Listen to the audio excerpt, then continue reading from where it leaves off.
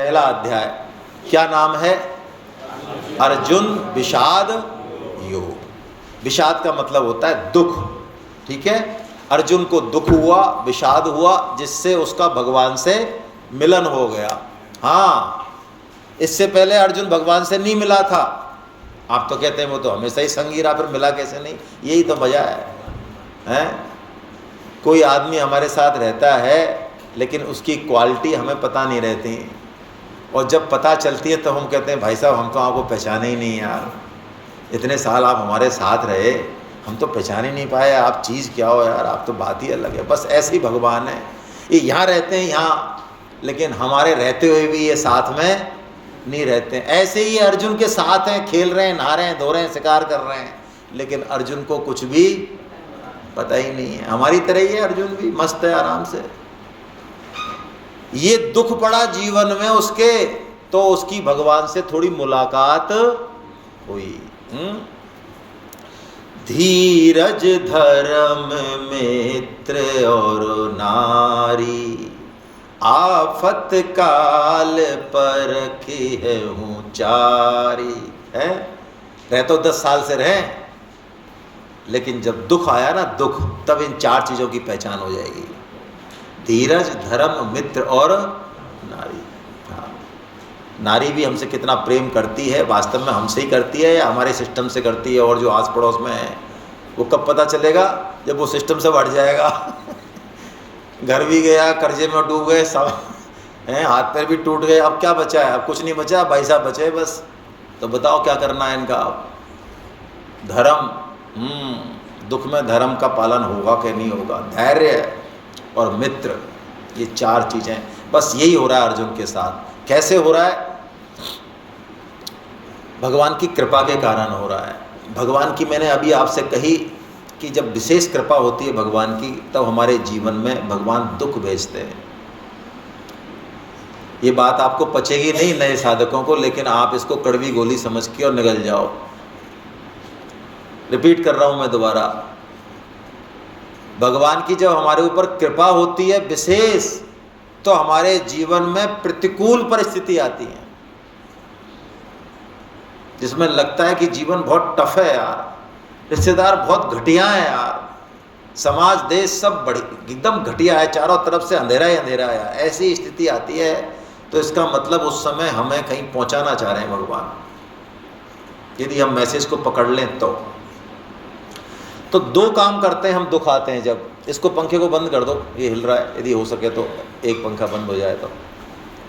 2 काम होते हैं दुख आता है तो। एक तो होता है दुख का भोग, है ना, आप तो इस पे ध्यान रखो, मालपानी जी को छोड़ो।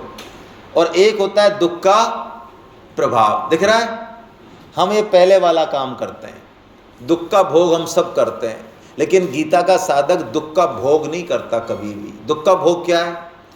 दुख से दुखी हो जाना और सुख से सुखी हो जाना, ये भोग है।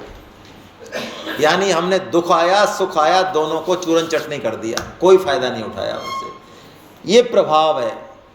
जीवन में कोई दुख आए, प्रतिकूल परिस्थिति आए, तो उसके कारण की खोज हो, कैसे आया दुख, इसका मैकेनिज्म क्या है, और भगवान की तरफ चलने की इच्छा हो जाए, ये उसका प्रभाव है।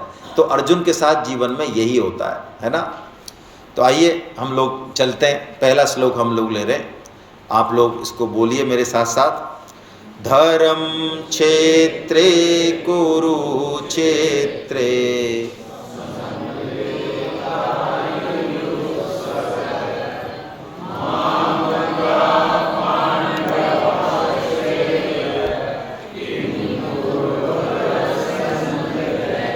धृतराष्ट्र उवाच।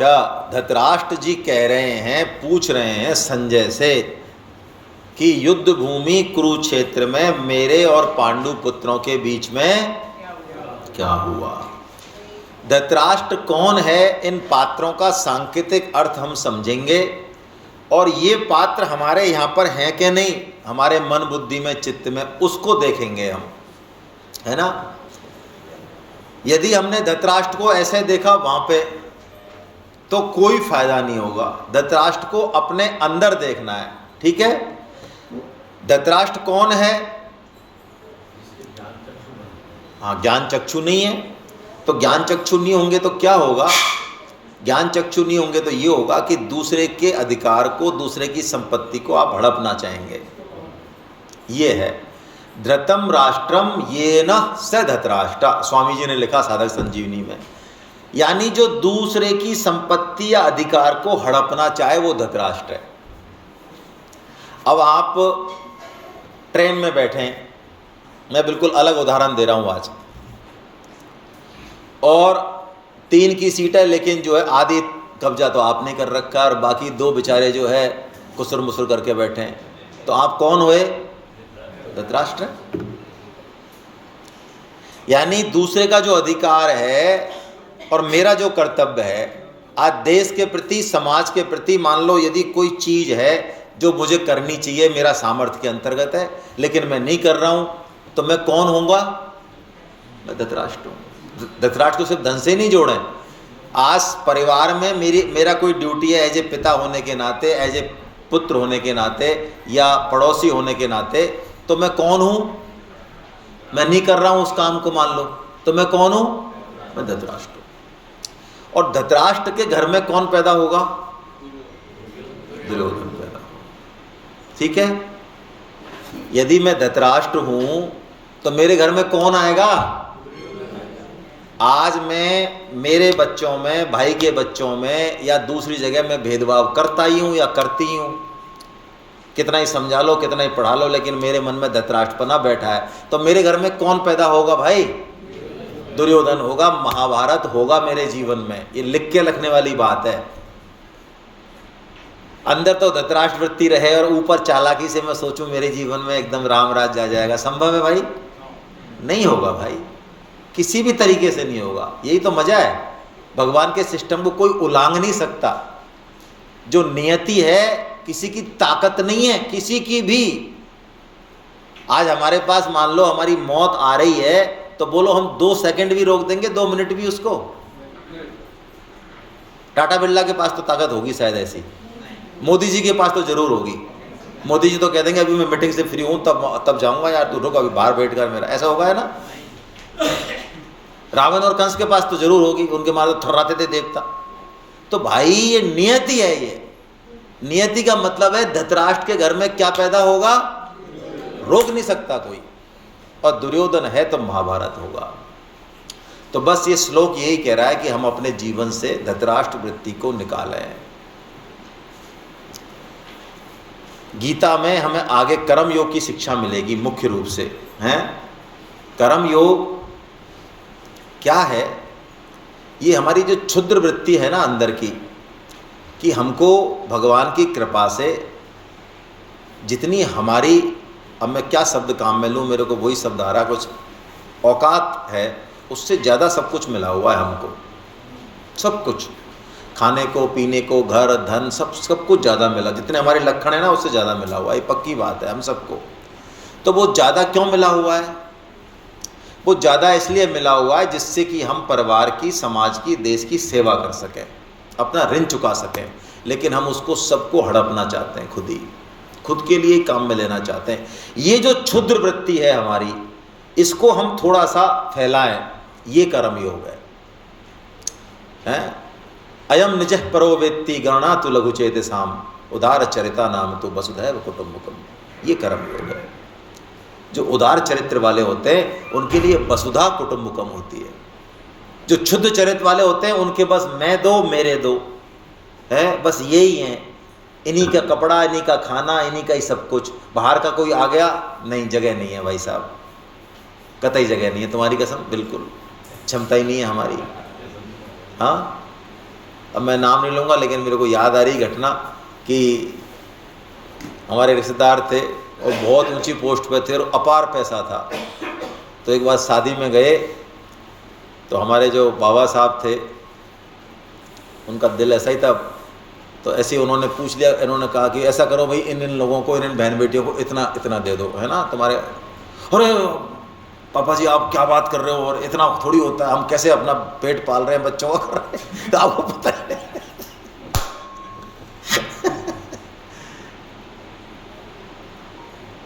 लास्ट में 5 करोड़ का मकान किसी ने हथिया लिया। कोई पेश नहीं खाई, वो दे दिया। और बहन बेटी को 10 की जगह यदि 50 रुपये की कह दी, वो भी किसी भक्त ने, किसी बुजुर्ग ने, तो उसमें तो हम अपने बच्चों को कैसे पाल रहे हैं आपको पता ही क्या है। ये क्षुद्र वृत्ति, ये धृतराष्ट्रपना अपने जीवन से निकले और शुरुआत यहाँ से हो। ये धृतराष्ट्र पड़ोसी के नहीं देखना है, वहां तो तुमको प्रत्यक्ष दिखेगा, अरे ये बैठा भाई साहब,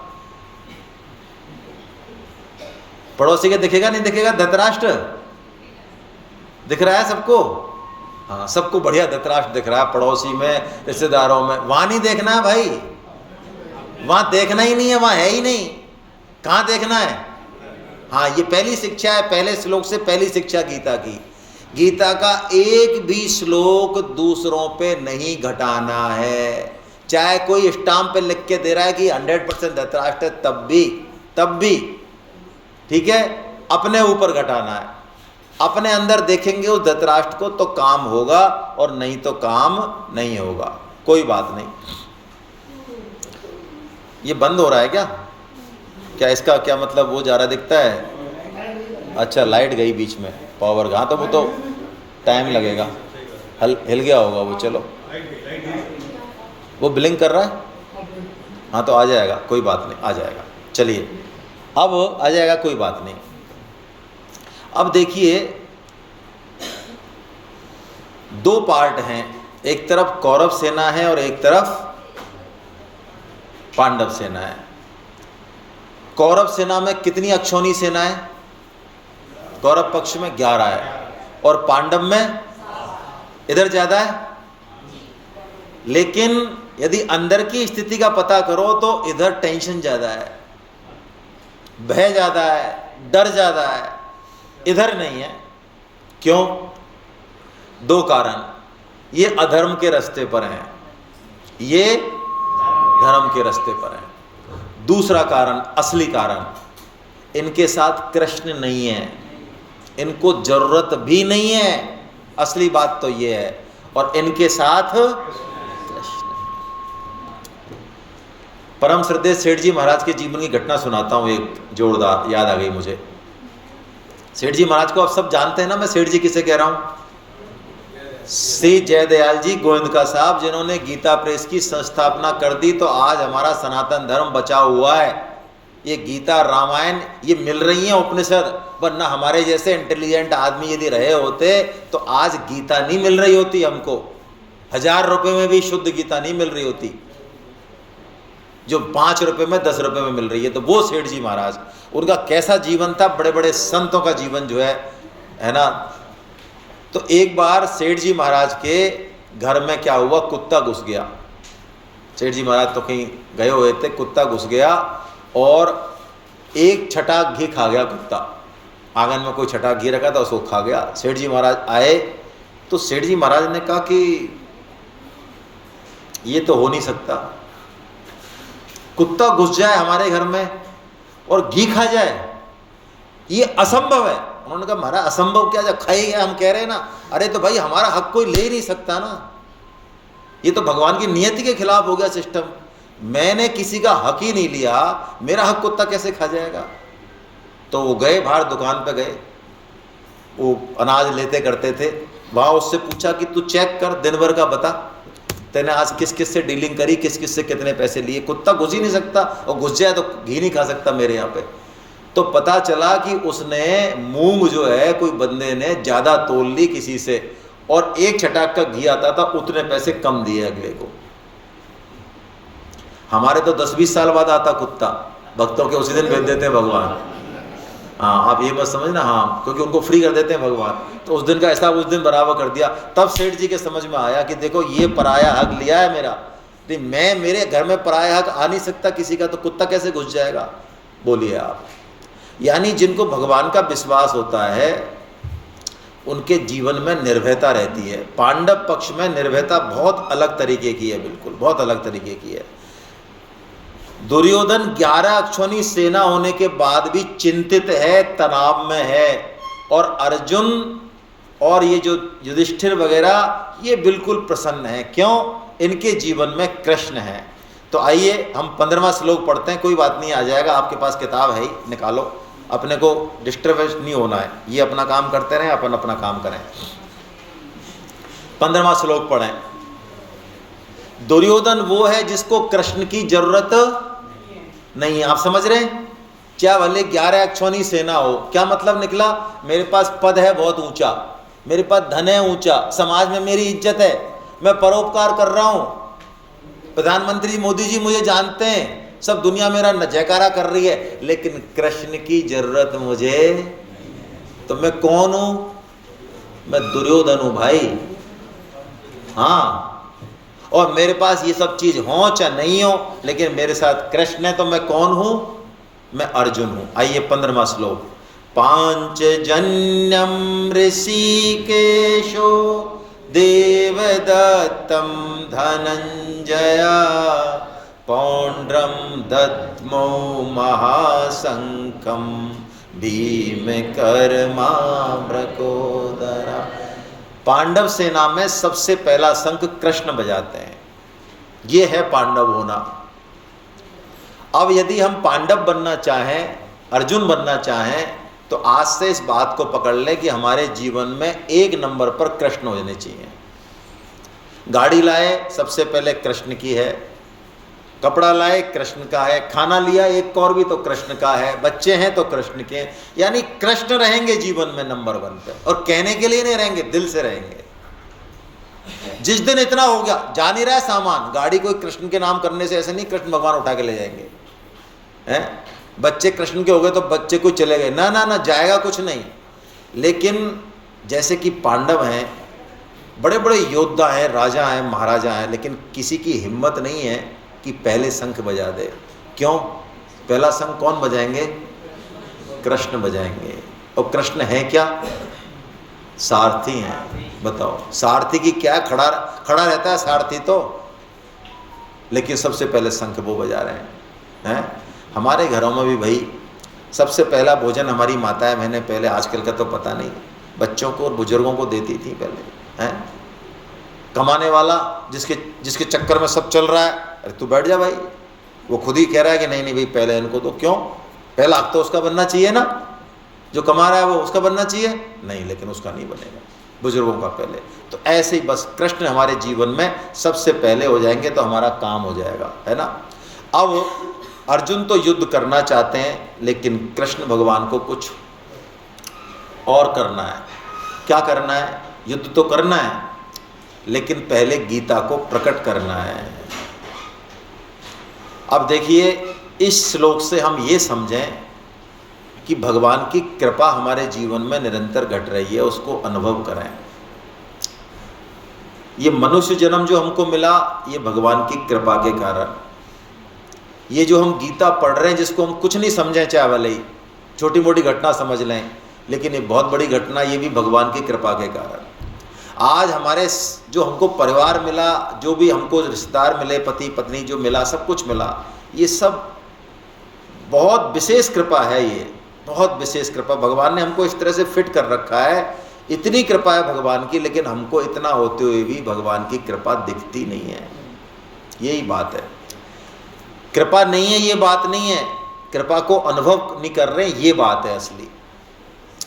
और इसके लिए संत ये कहते हैं कि यदि अनुभव नहीं हो रही है, तो हमसे नीचे करोड़ों हैं, करोड़ों, उनकी तरफ थोड़ी दृष्टि डालें, उनके पास थोड़े जाएं, कच्ची बस्ती में जाएं, हॉस्पिटल्स में जाएं, कैसे कैसे रोग से ग्रसित हैं लोग, कैसी कैसी पीड़ा झेल रहे हैं लोग, जेल में जाएं, थोड़ी सी भूल के कारण कैसा कुकर्म कर बैठा, क्या भुगत रहा है वो, ऐसे लोगों से मिलें हम। क्या गीता, क्या खाना, क्या इज्जत, कुछ नहीं है। हम कितने बढ़िया हैं, कितने लोगों से बढ़िया हैं, तब हमें थोड़ा महसूस होगा भगवान की कृपा का। कृपा से ही वास्तव में हमारा जीवन चल रहा है, हमारे चलाए नहीं चल रहा है। ये बात हमको बिठा लेनी चाहिए दिमाग में। ये गीता भी भगवान की कृपा से ही प्रकट हुई, अर्जुन की ताकत नहीं थी। कैसे प्रकट करी भगवान ने? भगवान अर्जुन को युद्ध क्षेत्र में ले गए, और लेने के बाद भगवान ने रथ को कहाँ खड़ा कर दिया? भीष्म और द्रोण के सामने। और द्रोण के सामने खड़ा करके और फिर भगवान ने अर्जुन से कहा, अर्जुन देख जरा ये किससे युद्ध करना है तेरे को, देख। बस इतना कहा भगवान ने। उवाच पार्थ पश्येतान समवेतान कुरून इति, ऐसा कहा। ये 5 शब्द बोले बस। ये 5 शब्द तो ऐसे थे कि अर्जुन का सारा चित्त बदल गया। गंगोत्री कहते हैं संत इसको, 5 शब्दों को। यहां से गीता प्रकट हुई है, ये गंगोत्री है। हमारे जीवन में भी कौन सी घटना, कौन सी चीज, कौन सा व्यक्ति कब क्या परिवर्तन ला दे हमें नहीं पता। ये पक्की बात है। हमें कई बार कोई चीज़ ऐसी लगती है बहुत छोटी घटना, लेकिन हमारे जीवन में बहुत बड़ा परिवर्तन आ जाता है। ये भगवान की कृपा ही है, इसको हम अनुभव करें। तो भगवान ने ये कृपा करी अर्जुन पे। तो अर्जुन जो युद्ध करने के लिए बड़े उतावले थे, वो एकदम से डिप्रेशन में चले गए, भयंकर वाले डिप्रेशन में चले गए। भयंकर वाले में आ जाएगा आप, है ना, अब आ जाएगा, कोई दिक्कत नहीं है। तो अर्जुन जब डिप्रेशन में गए हैं, तो अर्जुन के डिप्रेशन के लक्षण बताए हैं यहाँ पे इस गीता में। 8 लक्षण बताए। डिप्रेशन जब जीवन में आता है तो कैसे 8 लक्षण आते हैं वो हम देखते हैं। आइए मैं पिछला वाला भी दिखा देता हूँ, चाहे तो हम पढ़ लें वल्ले इनको, है ना। दृष्टवेवं स्वजनं कृष्ण युयुत्सं समुपस्थितं सीदन्ति मम गात्राणि मुखं च परिशुष्यति वेपितुश्च शरीरे मे रोमहर्षश्च जायते गाण्डीवं संसृते हस्तात् त्वक् चैव परिदह्यते न च शक्नोम्यवस्थातुं भ्रमतीव च मे मना। क्या कह रहे हैं अर्जुन? हिंदी में देखो। हे कृष्ण, युद्ध की इच्छा वाले इस कुटुंब समुदाय को अपने सामने उपस्थित देखकर पहला मेरे अंग शिथिल हो रहे हैं, मेरा मुंह सूख रहा है, मेरे शरीर में कपकपी आ रही है, मेरे रोंगटे खड़े हो रहे हैं, गांडीव धनुष गिर रहा है, त्वचा मन और मैं खड़े रहने में भी असमर्थ हूं। ये 2 लक्षण लास्ट के तो बड़े जबरदस्त है। मन भ्रमित हो रहा है, मतलब मुझे नहीं पता कि क्या करना चाहिए और क्या। हम सबके जीवन में ये चीज रहती है, डूज एंड डोंट्स, क्या करें क्या नहीं करें। तो इसका मतलब हमको गीता की जरूरत है। अर्जुन के इन्हीं प्रश्नों का समाधान है गीता। और यहाँ तक कि अर्जुन तो कह रहे हैं मैं खड़ा भी नहीं रह पा रहा हूँ, मतलब मैं तो अपना कर्तव्य कर्म ही नहीं कर पा रहा हूँ। अर्जुन ने रथ के पिछले हिस्से में बैठ गए और गांडी बांडी सब छोड़ दिया, जैसा कि इसमें अगले श्लोक में बताया है ना, सब छोड़ दिया अर्जुन ने। तो अर्जुन युद्ध नहीं करना चाह रहे, जबकि आए किसके लिए हैं? युद्ध के लिए। युद्ध अर्जुन में और दुर्योधन में हो रहा है या धर्म या अधर्म में हो रहा है? धर्म अधर्म में हो रहा है। ये तो प्रतीक है। तो धर्म अधर्म की लड़ाई को यदि धर्म नहीं लड़ेगा तो उसके परिणाम अच्छे होंगे या बुरे होंगे? बुरे होंगे, ये पक्की बात है। यदि अधर्म को नहीं रोका जाएगा तो अधर्म बढ़ के हमको छा लेगा। ये हम देख ही रहे हैं सब जगह। आज किसी भी शहर को ले लो, चूँकि हिंदू जागृत नहीं है, संगठित नहीं है, इसके लिए उसके परिणाम सामने आ रहे हैं धीरे धीरे। ये तो कुछ समय ने भगवान ने कुछ करवट ले ली कि कुछ जो है ऊपर कुछ चेंज हो गया, लेकिन वो भी कोई फौरी है। हमारे हिसाब से तो, शास्त्रों के हिसाब से तो ये बहुत बड़ी बात नहीं है। हालांकि अच्छी बात है, लेकिन ये बड़ी बात नहीं है। बड़ी बात क्यों नहीं है? क्योंकि उनका काम नहीं है ये करने का, वो कर नहीं सकते इस काम को। जो काम जन जन का है वो कोई एक आदमी कर ही नहीं सकता। ये तो हम आलसी टट्टू हैं, इसलिए हमें लगता है कि हमारा काम वो कर दें। जो काम जन जन का होता है वो जन जन को ही करना चाहिए और वो ही कर सकते हैं। वो कोई जो है योगी मोदी नहीं कर सकता। तो अधर्म को प्रतिकार करना और इसके लिए हिंसा करना शास्त्रों में आया है। ये अहिंसा का ही रूप है, बल्कि अहिंसा से भी बढ़कर है ये। क्यों? यदि ये नहीं समझा गया, शास्त्र पढ़ के और भक्ति करके अपनी वृत्ति को कायर बना लेना, ये शास्त्र का मंतव्य नहीं है, कतई नहीं रहा, पहले भी नहीं रहा, अब हालांकि ये होने लग गया है। हिंदू जितने धार्मिक हैं उतने ही वो कायर होते जा रहे हैं, जबकि बात उल्टी होनी चाहिए। जो धार्मिक होगा उसको तो मौत से भय कम से कम होना चाहिए, लेकिन हमारे साथ उल्टा हो रहा है। इसका मतलब वो सही मायने में धार्मिक नहीं है। आप बिल्कुल ठीक फरमा रहे हैं भाई साहब, यदि सही पूछी जाए तो वो धार्मिक नहीं है सही मायने में, वो अधर्म को धर्म मान रहा है, कपट धर्म को धर्म मान रहा है। तो धर्म यदि हमारे जीवन में उतरेगा तो निर्भयता आएगी हमारे जीवन में, और हम प्रतिकार करने में संगठित रहेंगे, साथ रहेंगे, क्योंकि कलयुग में संगठित तो होना बहुत जरूरी है। संगो शक्ति कलयुग, ये बात है, अकेले नहीं चलेगा काम। तो इस तरफ हम थोड़ा ध्यान दें और जितना हो सकता है वो उतना करें।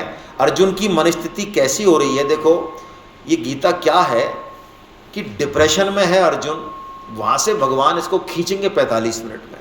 आप सोचो, मैं तो आज सोचता हूँ जो हमारी मनस्थिति है हिंदू समाज की, यदि हम गीता को ठीक से अध्ययन करें, जितना पढ़ना चाहिए उतना पढ़ें, क्योंकि अभी भी परसेंटेज निकाली जाए ना तो बहुत बुरा हाल है। हम तो क्या है कि गीता बालों में उठते बैठते हैं, इसलिए हमको गुडी गुडी दिखता है ना, लेकिन ऐसी नहीं है बात बहुत उल्टी है। जयपुर की पॉपुलेशन कितनी है? 50 लाख। आप गीता ग्रंथ को हाथ में लेने वाले लोगों की बात कर रहा हूँ, पढ़ना तो छोड़ो, जो महीने में 2-4 बार ऐसी पलट लेते हो यूं ही, अच्छा धर्म क्षेत्र कुरुक्षेत्र, अच्छा यूँ है क्या, अच्छा ठीक है हाँ, इतना भी कर लेते हो और बाद में हाथ खड़ा कर देते हो, भाई गीता कितने लोगों ने पढ़ी है? हमने पढ़ी है। चाहे पता नहीं है क्या होता है युद्ध क्षेत्र कुरुक्षेत्र, लेकिन कम से कम थोड़ा बहुत तो पढ़ाई, हम तो उनको भी पढ़ाई लिखाई मान रहे हैं गीता। वो कितने होंगे? पॉइंट में आ जाओ आप, पॉइंट में।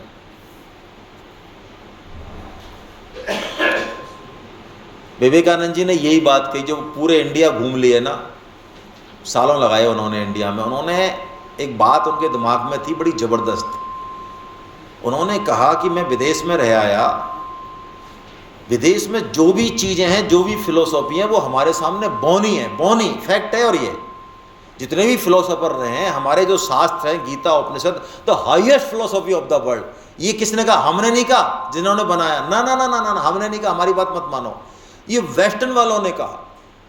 जिन्होंने जब वो फिलोसॉफी पढ़ी, वेस्टर्न के फिलोसोफरों ने, इंडियन, उन्होंने कहा कि यार इंडियन फिलोसॉफी या तो हम सोच नहीं सकते, ये वो बात कह रहे हैं भगवान के बारे में जो हमने लिखी नहीं, सोची नहीं, बेस्ट है, द हाईएस्ट फिलोसॉफी। तो विवेकानंद जी के दिमाग में ये बात थी कि जिस देश में ऐसे ग्रंथ हों, गीता ग्रंथ हों, वो देश आखिर 200 साल गुलाम कैसे रह गया यार? ये यक्ष प्रश्न था उनके दिमाग में।